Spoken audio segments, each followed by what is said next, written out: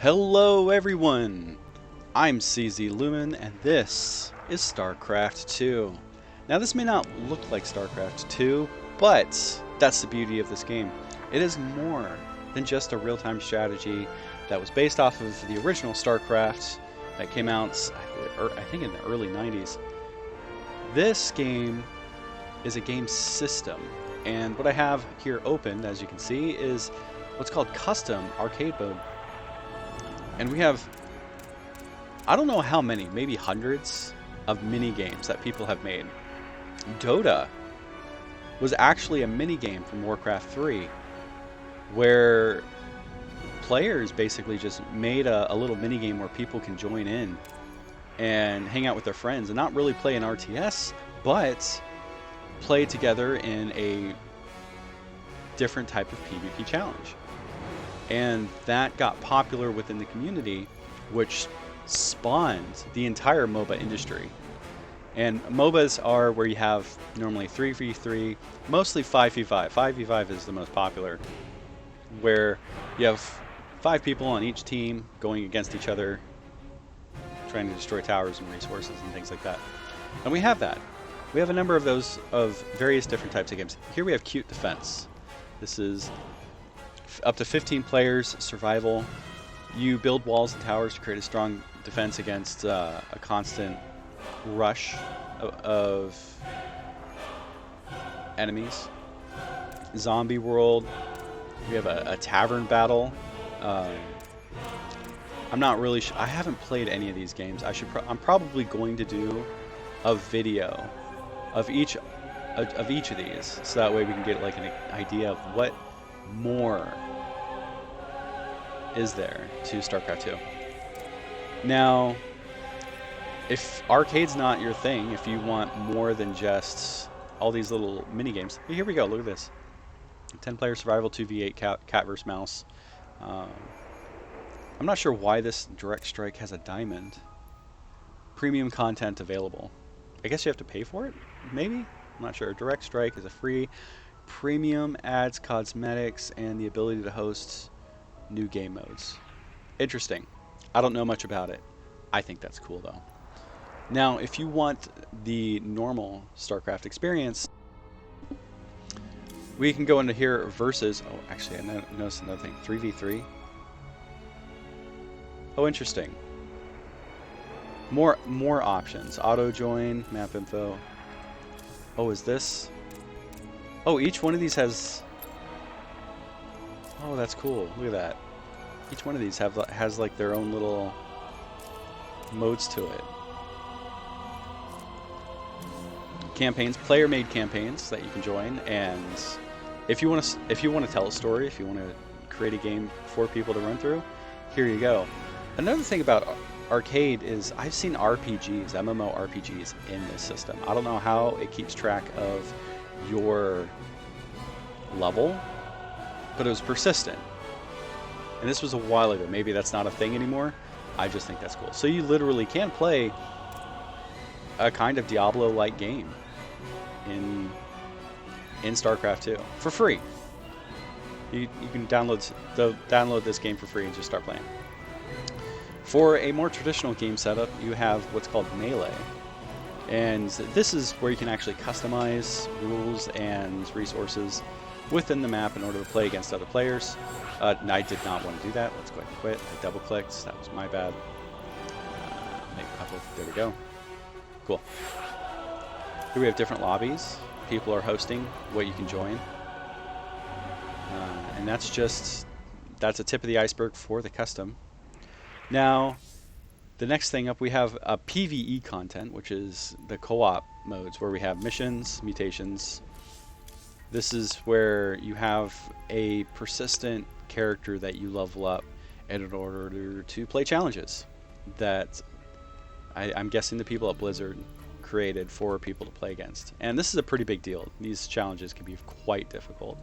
I've only played a few, I think a few years ago, and they were fun. It was just I got too busy and I couldn't really continue with it. Then you have the campaign. These are the official campaigns. I believe if you do download StarCraft 2 for free, you have to pay for the campaigns. I need to purchase Nova Covert Ops in order to play that. If people want me to, I can play through the campaigns. I'm not very good, so I'll be playing it on a low difficulty, and we can go through that story together. I think that'd be fun. When I talk about the ladder in a game, this is what I'm referring to. Here we have the versus mode. You have tournaments that you can participate in for renown within the StarCraft 2 community. I believe there's some money to be made actually if you win first, second, and third place. But I'm not sure how that works. It's a game, play it for fun. 1v1 is the mainstay of StarCraft 2. This is what most people join in, and when they talk about climbing the ladder, this is it. This is they choose a race or random and go head to head against other players who are all challenging each other in order for a higher league, and that's mostly just bragging rights. Leagues are divided up into different categories. The lowest 20% of players are bronze players. These individuals, for whatever reason or another, just aren't good at the game. Maybe they're starting out, maybe they enjoy being in bronze. Maybe they just like being wacky and not playing by the rules, and so they stay in the bronze layer. So they don't win a whole lot of games, but basically if you're winning more than 50% of your matches, you're going to go up in rank. What seems to happen is the closer you are to the win rate of 50%, that's about your league. Moving up from Bronze League to the next 20% of players is Silver League. Excuse me. And then after that, you have Gold League, and then the next 20% is Platinum. So Platinum is the 80 percentile. 60 to 80% of players, or 60% to the top 80%, and then the upper 18% are Diamond League, and then the top 2% of players in StarCraft 2 are referred to as Masters, with the top 1,000 players being considered Grandmasters. I'm looking at this chart here. I'm pretty sure if 2% of now the top 1,000 players, that's a set number.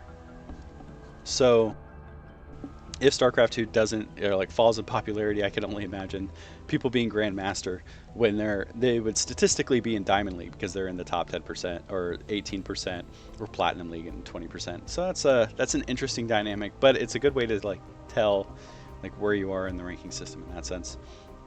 The next step here is what's called MMR, and this is a point system that's used in order to figure out if you're good or bad at StarCraft compared to other players. So it doesn't necessarily mean you're bad at or good at the game. It just means that when competing 1v1 or in team games, here we have team games, you can do 2v2, 3v3, 4v4, ranked and unranked matches with your friends, and all of your friends are going to be having their own army on the same map in order to fight the opponent. And MMR is this point system that you basically, if you win against somebody, you're going to take some MMR from them. If you lose against somebody, you lose MMR to them. And how much that transfers depends on your ranking comparison to them. So if you're a very high rank and you're beating low ranking players, you're going to get fewer points. Versus if a low ranking player beats a high ranking player, that low ranking player will take on a lot of points. So, interesting system. Now, something I want to cast more that I think is brilliant because it requires a level of teamwork that I just admire. And you might hear me say this a lot. I love teamwork. I think it's almost the peak of human competition, because not only are you trying to apply your own skill into the game or in the match, but you have to cooperate with somebody else. And that's uncertainty. You're already dealing with a number of uncertainties in StarCraft 2 with the fog of war, what the other player is thinking, what they're doing.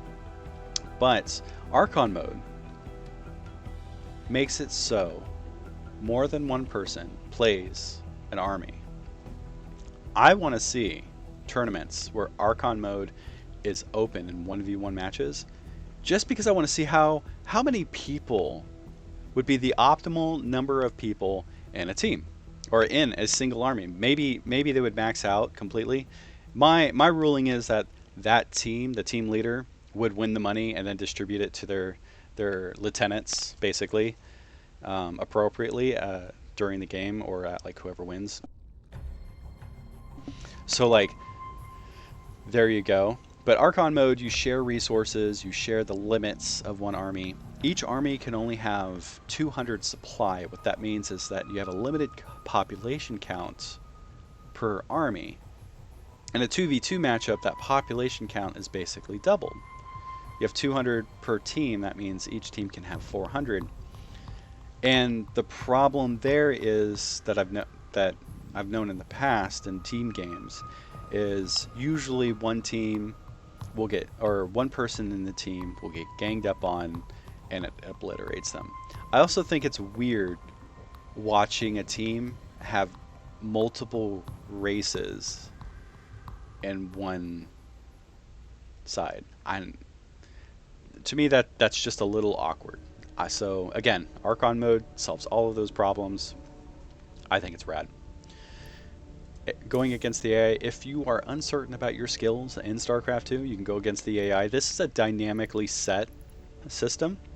The more you beat the AI, the higher the AI will be. If you're playing with a friend, you can do 2v1, 2 versus AI, 3 versus AI, or Archon mode. Again, I think that's really cool. You also have training simulations where you have basically an easy, medium, and hard AI. The very hard AI, or the elite AI, level AI, is, I don't think it's cheating, but it's close. Has a lot of perfect movements and build orders and things like that in order to give you a very good general purpose style of play. There's another, let's see, custom modes. If we go back to custom modes and we go into melee, another thing you can do is you can create a lobby with your friends, and you can actually add different types of AI. And so we have the elite, but then we have cheaters, where the AI basically has some sort of advantage over you. And you can change the number of the limits. You can change the supply limit, either like lower it down or increase it to unlimited. So you can actually have almost like a Supreme Commander style game. We're going to go ahead and exit that. Oh. Quit. There's another. Oh, where was it? Custom campaigns are campaigns made by players. It's not loading at the moment for some reason. There we go. So people who want to tell a story, they create a campaign and let you play through it for their eyes. And let's see. There's another testing tournaments. Am I missing anything? I think that's it. I think I talked about the co-op where you have your hero unit. This is totally PvE. You and your friend fight against challenges, and these challenges are pretty difficult. There was another training.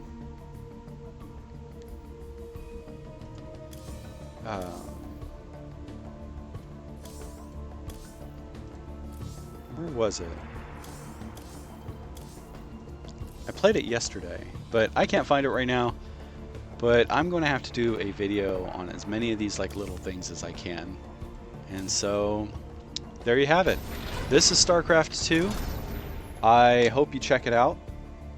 The story isn't bad. The story in StarCraft 1 I really liked. The story in StarCraft 2, I feel like the narrators fell into that trap of endless threats that are beyond the norm. There's a, I think there's a quote in movies where if your budget's over $1 million, then the plot has to be about saving the world, and that's the StarCraft 2 fell into that trap, and you'll see if I play it or if you play it how that happens, and it is unfortunate. So, but it's still pretty good. Good character development, at least good characters in my opinion.